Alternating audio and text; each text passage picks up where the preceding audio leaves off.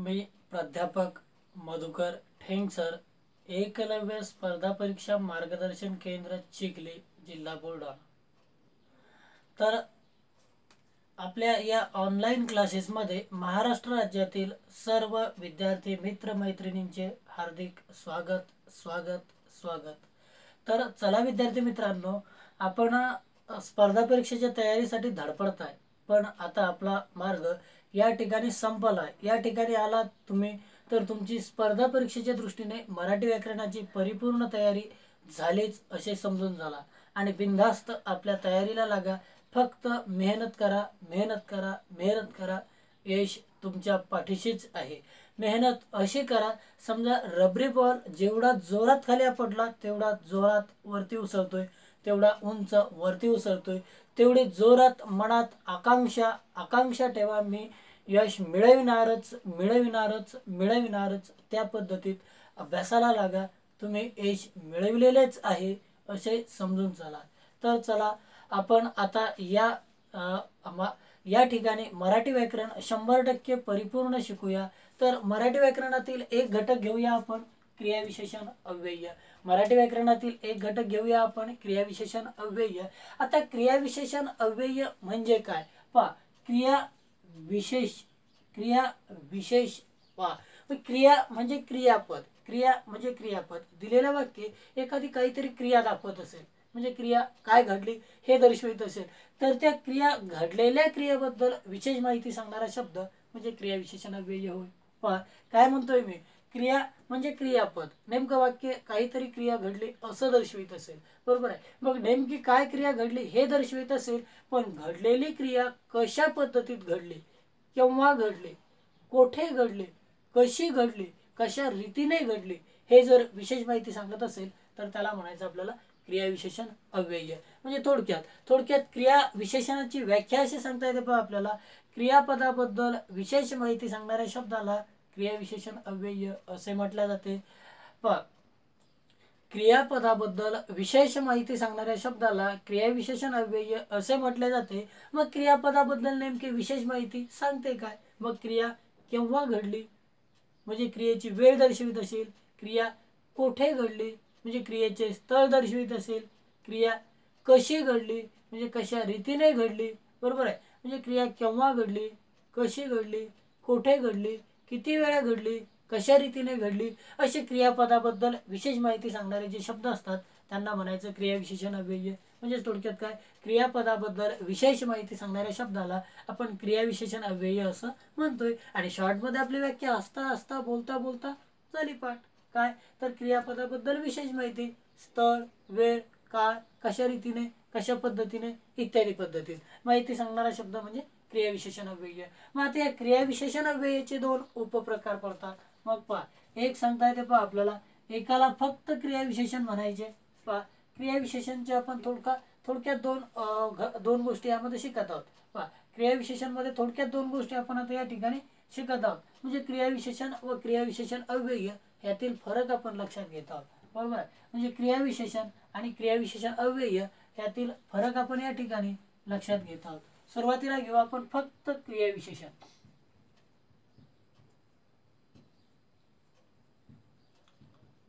पहा, या ठिकाणी सांगता येतं आपल्याला क्रियाविशेषण अव्यय।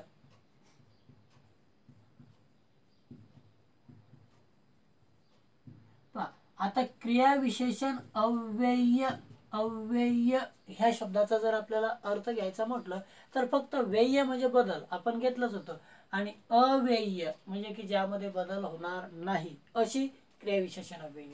पहा, आता या ठिकाणी म्हटलं तर ही क्रियाविशेषणे अशी असतात की ती क्रियापदाबद्दल विशेष माहिती सांगतात, पण वाक्यात आलेल्या नामाच्या लिंग वचन व पुरुषानुसार ती बदलतात, मग त्यांना अव्यय म्हणता येणार नाही, पण क्रियाविशेषण म्हणायचं। उदाहरणार्थ पहा, म्हणजे आपल्याला सांगता येतात पहा, ही लिंग वचन व पुरुष कोणाचं, तर दिलेल्या वाक्यातील कर्त्याचं लिंग वचन व पुरुष बदललं तर ती क्रियाविशेषणे बदलतात, म्हणजे त्यांना मग क्रियाविशेषणे म्हणायची, कारण ते क्रियापदाबद्दल माहिती सांगतात पण त्यांच्यामध्ये बदल होतोय म्हणून त्यांना अव्यय म्हणायचं नाही, फक्त क्रियाविशेषणे म्हणायची। उदाहरणार्थ सांगता येते पहा,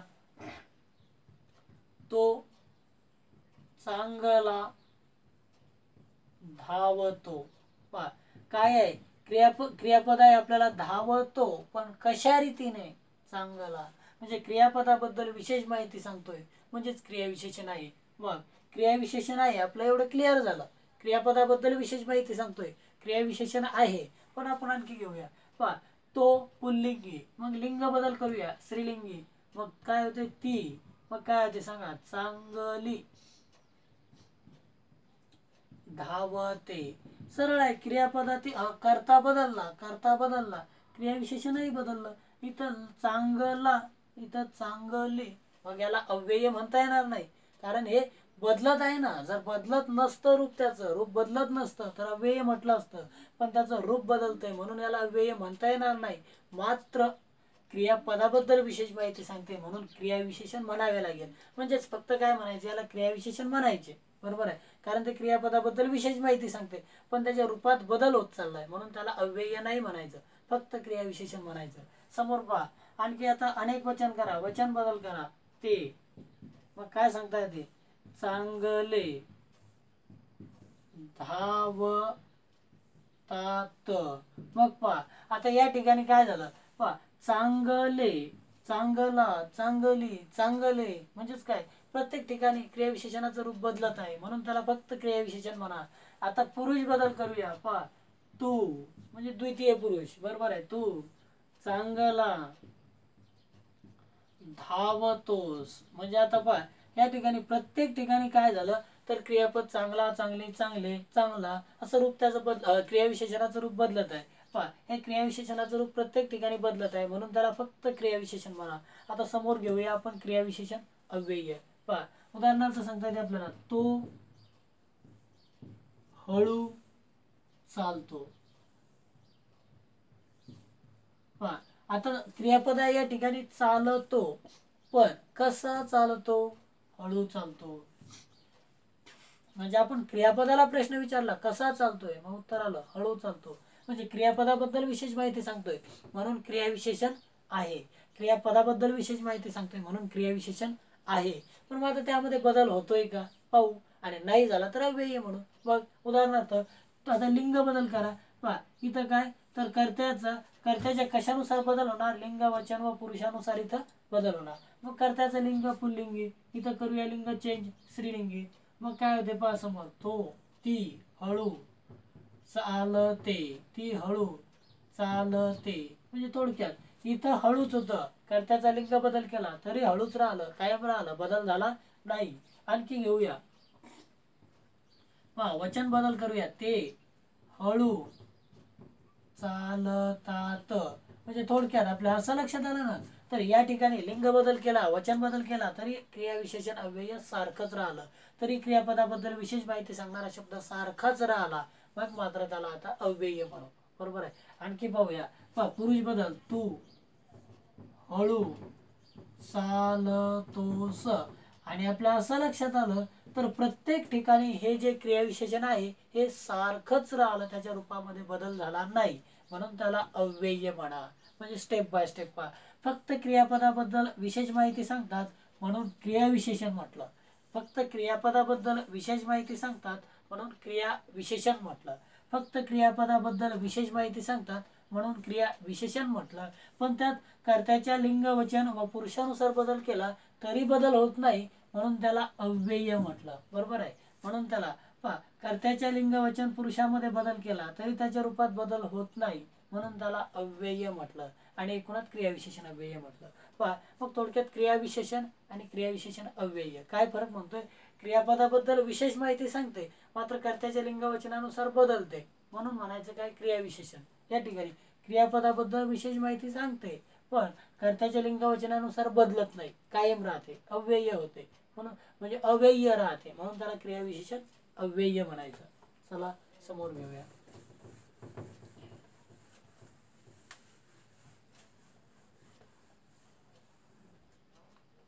क्रियाविशेषण अव्ययाची दोन गटांमध्ये विभागणी सांगता येते. क्रियाविशेषण अव्ययाची जर म्हटलं तर सांगता येते आपल्याला एक अर्थावरून पडणारे प्रकार व समोर सांगता येते आपल्याला स्वरूपावरून पडणारे प्रकार. आता या ठिकाणी सांगता येते पहिला आपल्याला अर्थावरून पडणारे प्रकार. आणि मग इथं सांगता येते पण आपल्याला स्वरूपावरून पडणारे प्रकार. स्वरूपावरून पडणारे प्रकार म्हणजेच काय म्हणतो आपण, क्रियाविशेषण अव्ययाचे दोन प्रकार पडतात, अर्थावरून पडणारे प्रकार व स्वरूपावरून पडणारे प्रकार. आता अर्थावरून पडणारे प्रकार जर म्हटलं तर इथं सांगता येते पहा नंबर 1 मध्ये एक मध्ये कालवाचक,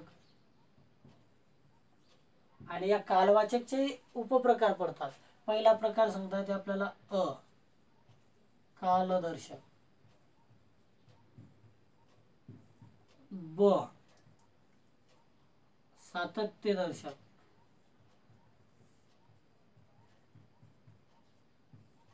त्यानंतर क आवृत्तीदर्शक,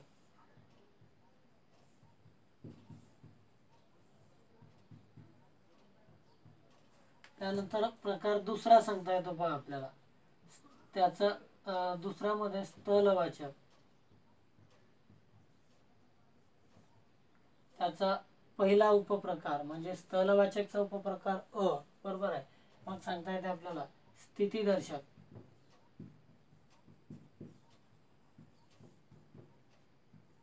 ब गतिदर्शक,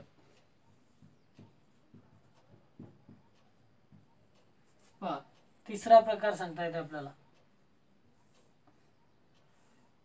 रीतिवाचक. मग रीतिवाचकचा प्रकार सांगता येते आपल्याला 1 नंबर मध्ये प्रकार दर्शक, नंबर ब अनुकरण दर्शक,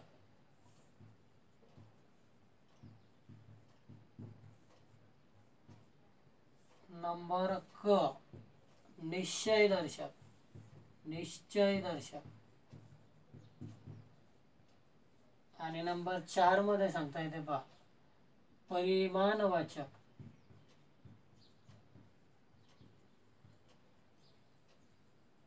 नंबर 5 सांगता येते आपल्याला प्रश्नार्थ,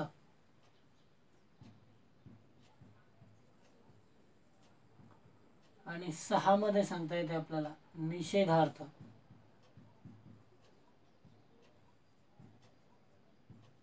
पहा आता आपण अर्थावरून पडणारे प्रकार, अर्थावरून पडणाऱ्या प्रकारमध्ये उपप्रकार घेतोय. पहिला कालवाचक, काल म्हणजेच काळा, वेळेबद्दल माहिती सांगणारे. मग त्या कालवाचकचे उपप्रकार कालदर्शक, सातत्यदर्शक, आवृत्तीदर्शक. त्यानंतर स्थलवाचक, स्थल म्हणजे ठिकाण, जागेबद्दल माहिती देणारे, स्थितीदर्शक, गतिदर्शक. त्यानंतर रीतिवाचक, रीत म्हणजे मग कशा पद्धतीने, मग कशा पद्धतीने क्रिया घडली, तर प्रकारदर्शक, अनुकरणदर्शक, निश्चयदर्शक.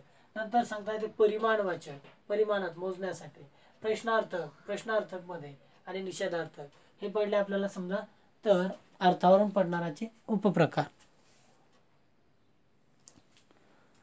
चला समोरचा भाग घेऊया आपण, स्वरूपावरून पडणारे प्रकार. आता स्वरूपावरून पडणारे प्रकार जर म्हटलं तर आपल्याला सांगता येतं नंबर 1 मध्ये सिद्ध क्रियाविशेषण अव्यय, सिद्ध क्रियाविशेषण अव्यय. नंबर 2 मध्ये सांगता येते पहा आपल्याला तर साधित क्रियाविशेषण अव्यय, साधित क्रियाविशेषण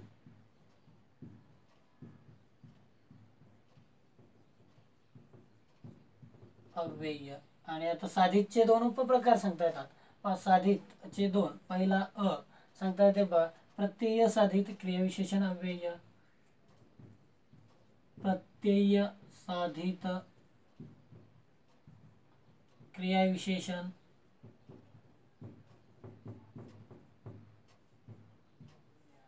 अव्यय. आणि ब सांगता येते आपल्याला तर नामसाधित सामासिक क्रियाविशेषण अव्यय, सामासिक क्रियाविशेषण अव्यय.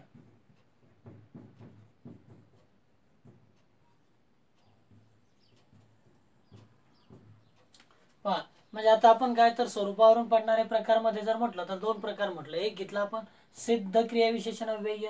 पहा, सिद्ध क्रियाविशेषण अव्यय. तर दुसरा घेतला होता आपण साधित क्रियाविशेषण अव्यय. म्हणजे थोडक्यात आता आपल्याला असे दोन प्रकार सांगितले गेले. अर्थावरून पडणारे प्रकार, स्वरूपावरून पडणारे प्रकार. बरोबर आहे. मग आता त्यांचे उपप्रकार आपण घेतले. मग आता मुख्य अर्थावरून पडणारे मुख्य प्रकार 6, तर स्वरूपावरून मुख्य पडणारे प्रकार 2.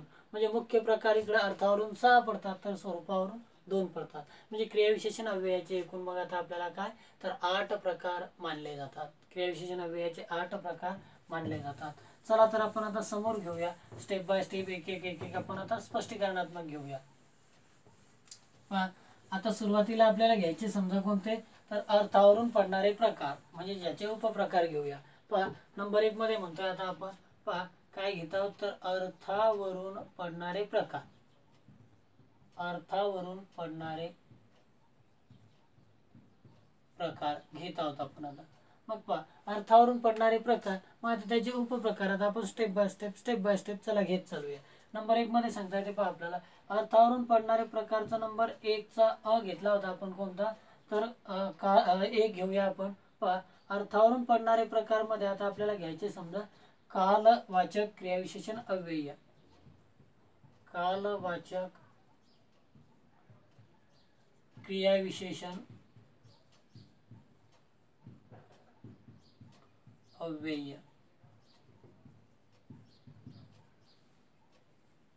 पहा, आता कालवाचक जर म्हटलं तर सरळ सरळ काळ, वेळ, म्हणजेच काय कालवाचक, काल किंवा काळ दर्शविणारे. म्हणजे बघ क्रिया आपल्याला केव्हा घडली, बरोबर आहे ना, सरळ सरळ आहे. काळाच्या बाबतीत जर माहिती देत असतील, म्हणजे क्रिया केव्हा घडली हे दर्शविणाऱ्या क्रियाविशेषण अव्ययांना कालवाचक क्रियाविशेषण अव्यय असे म्हणतात. मग सरळ सरळ आहे ना, तर काळ म्हणजे क्रियेची वेळ दर्शविणार आहेत ते, तर क्रिया केव्हा घडली वा, म्हणजे उदाहरणार्थ यामध्ये सांगता येते पहा, कालवाचकचा उपप्रकार घेऊया आपण अ मध्ये, कालदर्शक.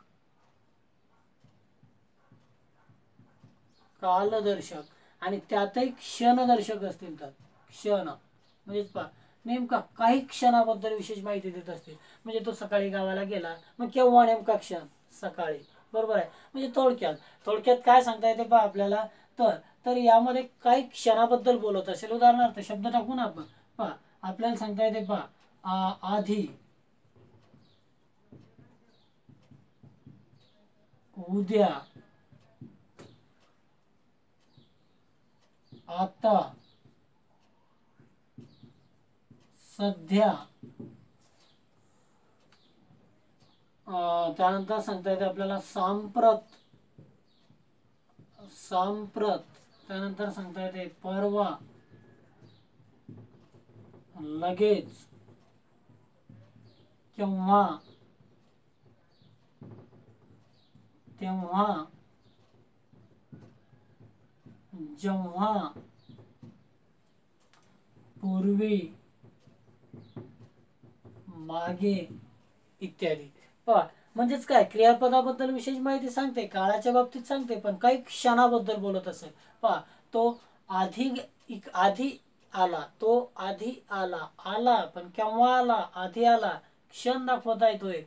म्हणजेच काय सरळ सरळ कालदर्शक जर म्हटलं तर क्षणदर्शक, एखाद्या क्षणापर्यंत. पहा, तो परवाला गेला, तो उद्या येईल. बरोबर आहे. तो परवाला गेला, परवा एका क्षणाबद्दल बोलत आहे, काळाच्या बाबतीत. पण जर एका क्षणाचं वर्णन केलं जात असेल, म्हणजे नेमकी क्रिया केव्हा घडली, त्या घडलेल्या क्रियाचा एक क्षण, घडलेली किंवा जर भविष्यकालीन नसेल तर घडणारी क्रिया. बरोबर आहे. त्या घडणाऱ्या किंवा घडलेल्या क्रियेच्या क्षणाबद्दल बोलत असेल, तर त्या क्रियाविशेषणाला म्हणायचं आपल्याला कोणतं, कालवाचकचा उपप्रकार कालदर्शक क्रियाविशेषण अव्यय.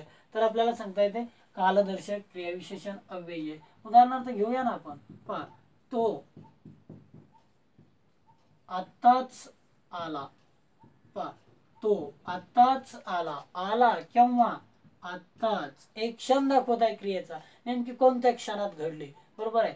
किंवा तो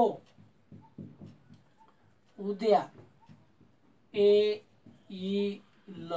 पहा, सरळ सरळ आहे ना, केव्हा येईल, उद्या येईल, म्हणजे नेमका एक क्षण दाखवत आहे. मग क्षणदर्शक असेल तर कालदर्शक क्रियाविशेषण आहे. थोडक्यात क्षणदर्शक असतील तर कालदर्शक क्रियाविशेषण अव्यय. चला समोर घेऊया.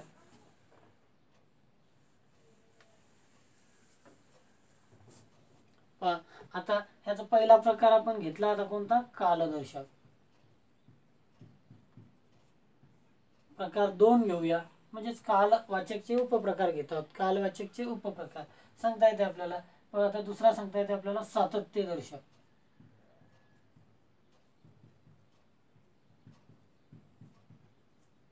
याला दुसरं नाव सांगता येते आणखी अवधिवाचक.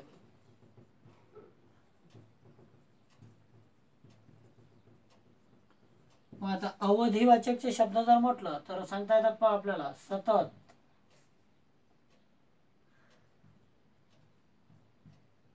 त्यानंतर नित्य, सदा, दिवसभर,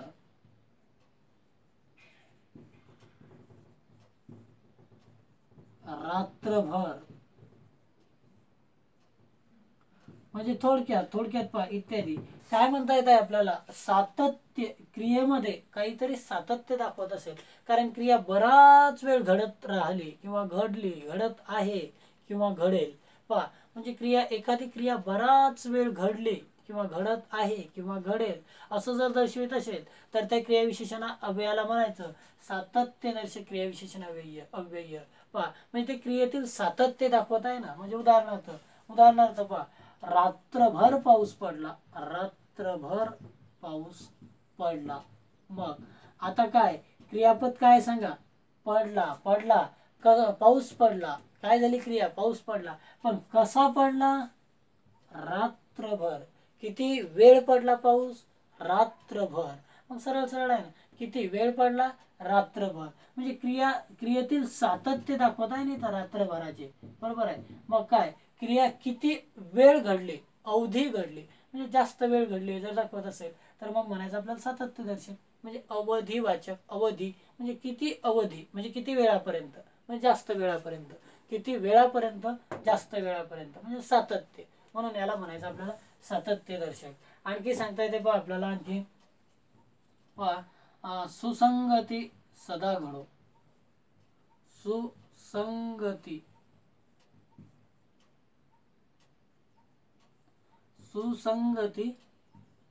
सदा घडो. मग पहा आता सदा घडो, सुसंगती घडो, पण कशी? सदा म्हणजे नेहमी. आता काहीतरी क्रियेतील सातत्य दर्शविलं गेलं. आणि सरळ सरळ आहे ना, आपल्या असं लक्षात यायला लागलं या ठिकाणी, तर क्रियेतील सातत्य दर्शविणाऱ्या शब्दांना सातत्यदर्शक क्रियाविशेषण अव्यय असे म्हटले जाते, बरोबर आहे.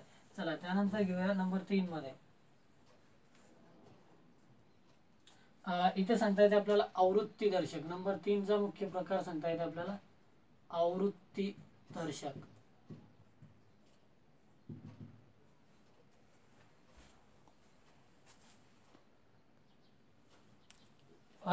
आता आवृत्ती दर्शक म्हणजे काय सांगता येते पहा आपल्याला थोडक्यात. आवृत्ती म्हणजे एखाद्या घटनेची पुनरावृत्ती होत असेल आणि हे दर्शविणाऱ्या क्रियाविशेषण जे असेल, पहा एखाद्या घटनेची म्हणजे घटनेची जी पुनरावृत्ती होत असेल आणि ही पुनरावृत्ती होणाऱ्या घटनेला किंवा पुनरावृत्ती दर्शविणाऱ्या शब्दाला आपल्याला आवृत्तीवाचक क्रियाविशेषण अव्यय असं म्हटलं जाते. उदाहरणार्थ त्याचे शब्द सांगता येतात पहा आपल्याला फिरून,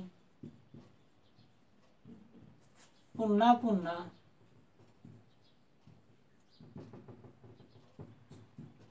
वारंवार इत्यादी. म्हणजेच पहा मग आता आपल्याला एक उदाहरण सांगता येते पहा, फिरून तुम्ही तोच मुद्दा उपस्थित करताय. तोच मुद्दा उपस्थित करताय.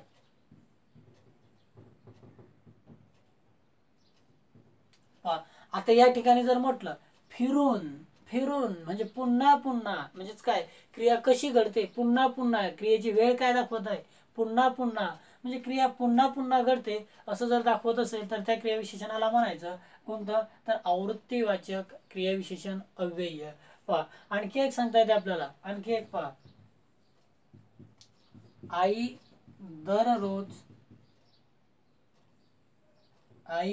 दररोज मंदिरात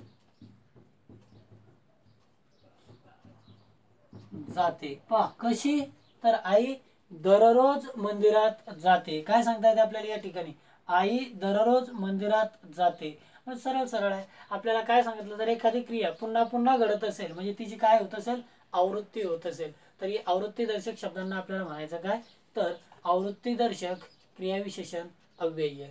बरोबर आहे. ह्यांना सांगितलं जाते पहा आपल्याला आवृत्तीदर्शक क्रियाविशेषण अव्यय.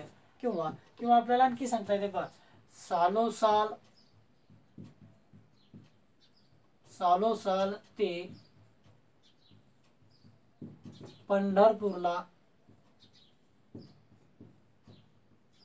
दर्शनासाठी जातात. आता आपल्याला काय म्हटलं या ठिकाणी, ते दर्शनासाठी जातात, पण कसे जातात, सालोसाल, वेळ कशी दाखवत आहे, पुन्हा पुन्हा, क्रिया कशी घडत आहे, पुन्हा पुन्हा. आणि जर पुन्हा पुन्हा क्रिया घडणारी दर्शवित असेल तर म्हणायचं आपल्याला आवृत्तीदर्शक क्रियाविशेषण अव्यय. चला, अशा पद्धतीत आपण कालवाचकचे 3 उपप्रकार घेतले. कालवाचकचे 3 उपप्रकार आपल्याला सांगितले गेले. काय, तर कालदर्शक, सातत्यदर्शक, आवृत्तीदर्शक. कालदर्शक म्हणजे कालदर्शक एका क्षणाची माहिती देत असेल. त्यानंतर मग आपल्याला सातत्यदर्शक म्हणजे काही अवधीची माहिती देत असेल. त्यानंतर आवृत्तीदर्शक म्हणजे पुन्हा पुन्हा होणाऱ्या आवृत्तीची माहिती देत असेल तर आवृत्तीदर्शक. आता मुख्य प्रकार घ्यायचा आपल्याला स्थलवाचक. नंबर 2 चा घेतो आहोत आपण आता, स्थलवाचक. पहा, स्थलवाचकचा उपप्रकार पहिला घेऊया आपण. काय सांगता येते आपल्याला, तर स्थलवाचक क्रियाविशेषण अव्यय. नेमकं आता स्थलवाचक सांगता येते आपल्याला काय, क्रियेचं स्थळ दर्शविणारे. मग क्रियेचं स्थळ जर म्हटलं तर सांगता येते आपल्याला कोणकोणते, तर क्रियेचं स्थळ दर्शविणारे म्हणजे नेमकी क्रिया कोणत्या जागेवर घडली, कोणत्या ठिकाणी घडली, हे जर दर्शवित असेल तर सांगता येते आपल्याला कोणते, स्थलवाचक क्रियाविशेषण अव्यय. याचा नंबर 1 मध्ये उपप्रकार पडते पहा स्थितीदर्शक. स्थितीदर्शक. आता स्थितीदर्शक मध्ये जर म्हटलं तर नेमकी एखादं ठिकाण दाखवत असेल. बरोबर आहे. म्हणजे कोणत्या ठिकाणी, नेमके एका ठिकाणी ठराविक जागेवर दाखवत असेल. म्हणजे उदाहरणार्थ पहा, येथे, तेथे, जेथे, सांगता येते आपल्याला वर, खाली, त्यानंतर सांगता येते पहा मागे,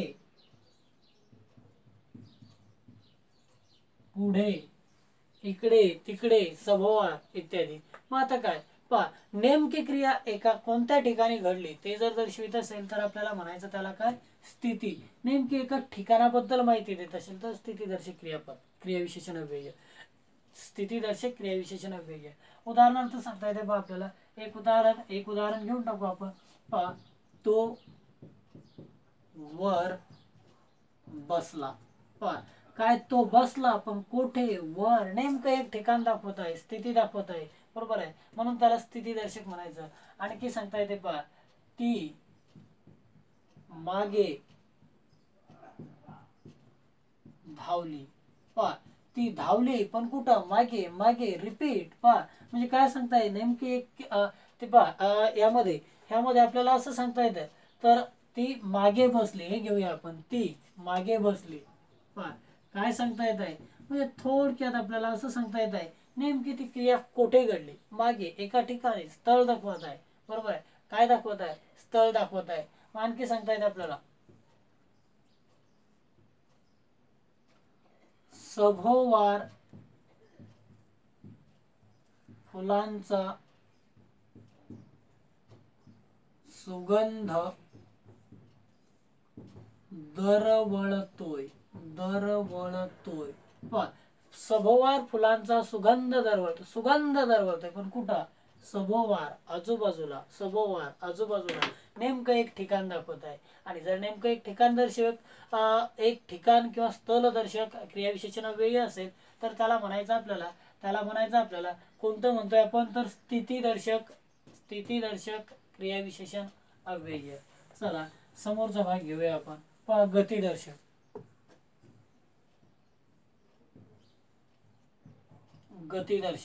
आता गतिदर्शकचे शब्द सांगता येतात पहा आपल्याला. शब्द सांगता येतात यात कोणते, तर इकडून, तिकडून,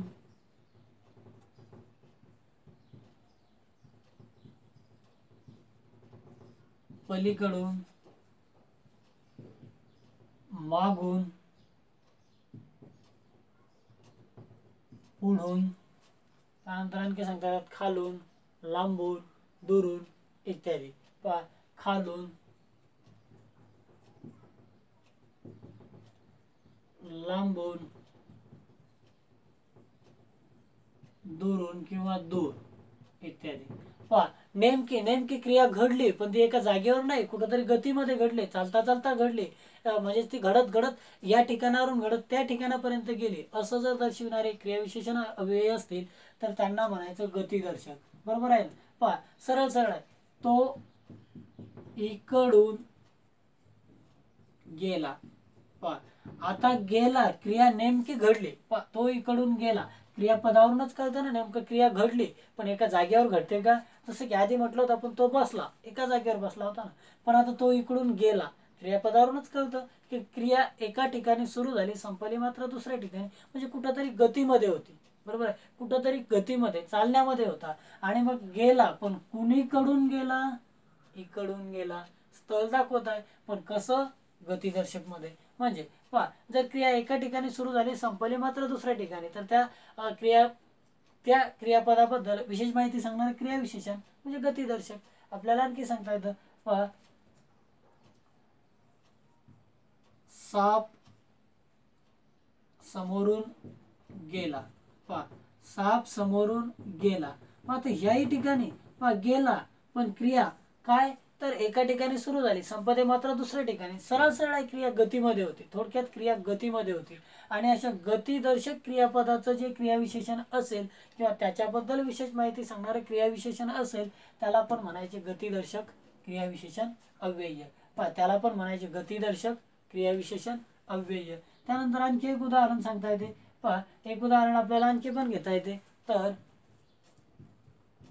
साप पाहून तो दूर पळाला.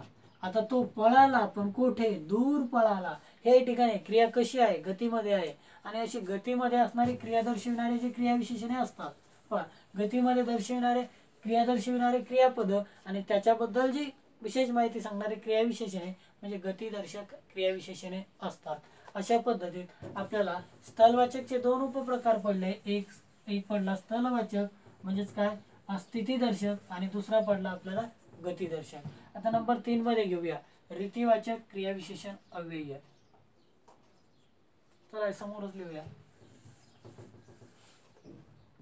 रीतिवाचक क्रियाविशेषण अव्यय.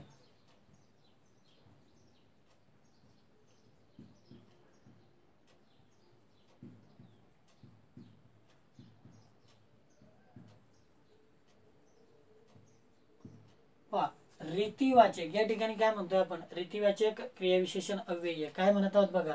रीतिवाचक क्रियाविशेषण अव्यय म्हणजे क्रियेची रीत, कशा रीतीने क्रिया घडली हे दर्शविणारे जर क्रियाविशेषण अव्यय असतील तर त्यांना म्हणायचं आपल्याला रीतिवाचक क्रियाविशेषण अव्यय. म्हणजेच पहा वाक्यातील क्रिया कशी घडते, कशा रीतीने घडते हे दर्शविणारे क्रियाविशेषण अव्यय म्हणजे सांगता येतात आपल्याला रीतिवाचक क्रियाविशेषण अव्यय. त्याचा पहिला उपप्रकार घेऊया. पहा एक सांगता येते आपल्याला प्रकारदर्शक.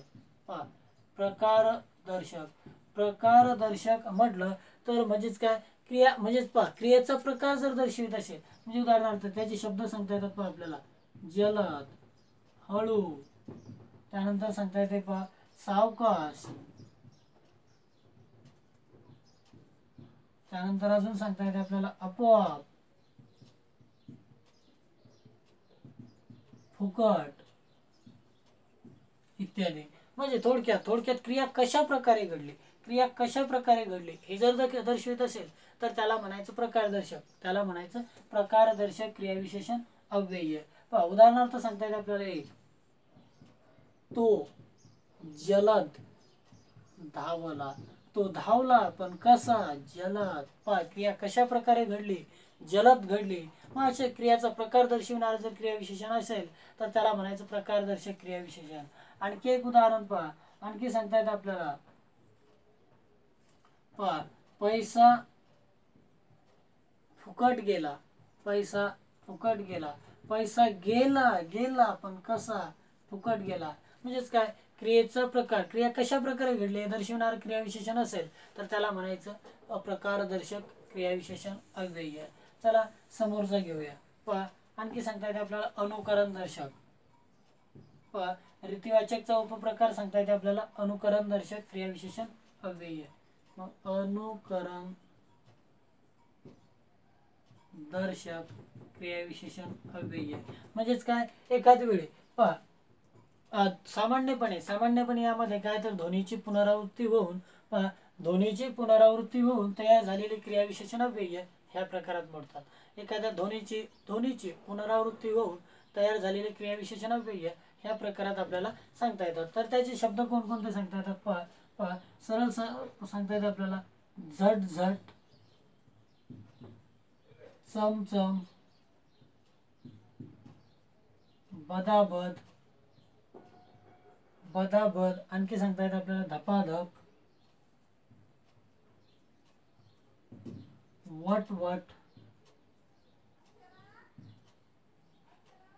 इत्यादी. म्हणजे थोडक्यात काय तर शब्दांची पुनरावृत्ती होऊन तयार झालेले किंवा काय शब्दांची पुनरावृत्ती होऊन तयार झालेले किंवा आपल्याला या ठिकाणी असं सांगता येते ध्वनीची पुनरावृत्ती होऊन तयार झालेले जी क्रियाविशेषण अव्ययी असतील ती सांगता येतात आपल्याला कुठं, तर अनुकरण दर्शक क्रियाविशेषण अव्यय ह्यांच्यामध्ये सांगता येतात.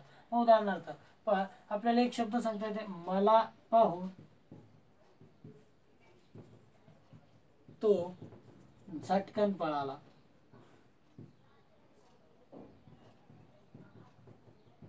तो पळाला, कसा पळाला, झटकन. आता हे कसं आहे तर अनुकरण दर्शक म्हणजेच काय, सामान्यतः ध्वनीची पुनरावृत्ती होऊन तयार झालेलं हे क्रियाविशेषण अव्यय आहे. पहा झटकन, झटकन. पहा आणखी पहा तो वटवट करतोय किंवा करतो, तो वटवट करतो. आता याही ठिकाणी काय सांगता येते आपल्याला, म्हणजे नेमके काय तर ध्वनीची पुनरावृत्ती होऊन तयार झालेले क्रियाविशेषण अव्ययी असतात आणि म्हणून यांना म्हणायचं काय तर अनुकरण दर्शक क्रियाविशेषण अव्यय. म्हणजे अनुकरण दर्शक क्रियाविशेषण अव्यय काय थोडक्यात तर ध्वनीची पुनरावृत्ती होऊन तयार झालेले जे क्रियाविशेषण अव्ययी असतात त्यांना म्हणायचं आपल्याला अनुकरण दर्शक क्रियाविशेषण अव्यय. बरोबर आहे. मग आता चला समोरचा भाग घेऊया आपण, निश्चय दर्शक.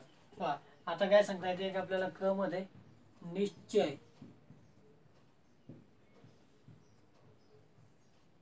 निश्चय दर्शक क्रियाविशेषण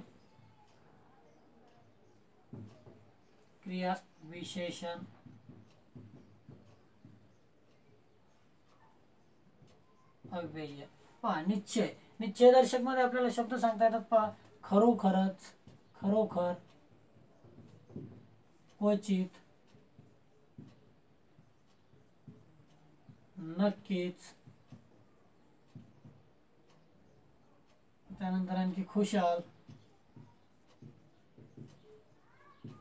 पहा म्हणजेच क्रियेतील निश्चय दर्शविणारी जर क्रियाविशेषण अव्ययी असतील तर त्यांना म्हणायचं आपल्याला निश्चय दर्शक क्रियाविशेषण अव्यय. पहा म्हणजे पहा सांगितल्याप्रमाणे